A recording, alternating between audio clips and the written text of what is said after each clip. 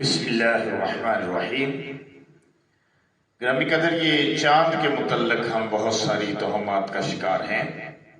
بے سروپا ہم نے باتیں بنا رکھی ہیں کہ جب چاند گرہن ہوتا ہے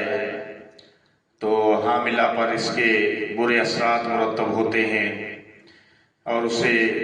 باہر نہیں نکلنا چاہیے، پہلو کے بل نہیں لیٹنا چاہیے، بالکل سیدھا لیٹنا چاہیے۔ ایسی بہت ساری باتیں،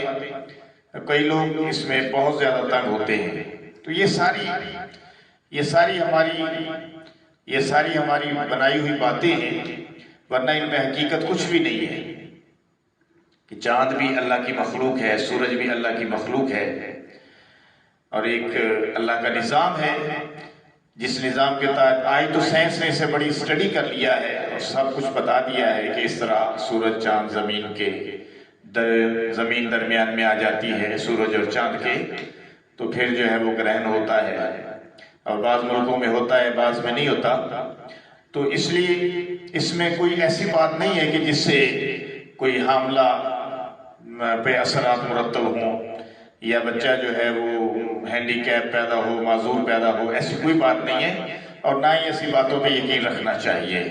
رسول اللہ صلی اللہ علیہ وسلم کے بیٹے حضرت ابراہیم وفات پا گئے، اور جب انہوں نے وفات پائی تو رات کو چاند گرہن ہو گیا، تو صحابہ کرام نے پوچھا کہ دیکھیں یا رسول اللہ صلی اللہ علیہ وسلم، چاند پر بھی اثرات آ گئے۔ حضور صلی اللہ علیہ وسلم نے فرمایا وہ اللہ کی مخلوق ہے، زمین پر جو کچھ ہو رہا ہے، انسانوں میں جو کچھ ہو رہا ہے، وہ اس کے چاند سورج پہ کوئی اثرات نہیں ہے۔ آپ کے فرمان کا یہ مفہوم تھا، لہذا ہمیں ان باتوں میں یقین نہیں کرنا چاہیے کہ چاند سے یہ ہو گیا، سورج سے یہ ہو گیا۔ ہاں، ان کی شعاعیں ہیں، اگر ترچھی وہ پڑ رہی ہیں کہ دیکھنے سے نظر کے خراب ہونے کا خطرہ ہے، تو اس طرح کی کچھ احتیاطیں کی جا سکتی ہیں، ورنہ کوئی جو ہے وہ اسلام کی ایسی کوئی تعلیمات نہیں ہے، نہ کہیں اللہ نے قرآن میں بتایا، نہ کہیں رسول اللہ صلی اللہ علیہ وسلم نے اپنے فرمان میں بتایا۔ سورج گرہن کے وقت بھی نماز پڑھنی چاہیے اور چاند گرہن کے وقت بھی نماز پڑھنی چاہیے۔ اللہ کو یاد کرنا چاہیے، اللہ سے ڈرنا چاہیے کہ اللہ تعالیٰ کی مخلوق ہے اور یہ اللہ کا نظام ہے، اس کا یہ حصہ ہے، باقی اور کچھ بھی نہیں ہے۔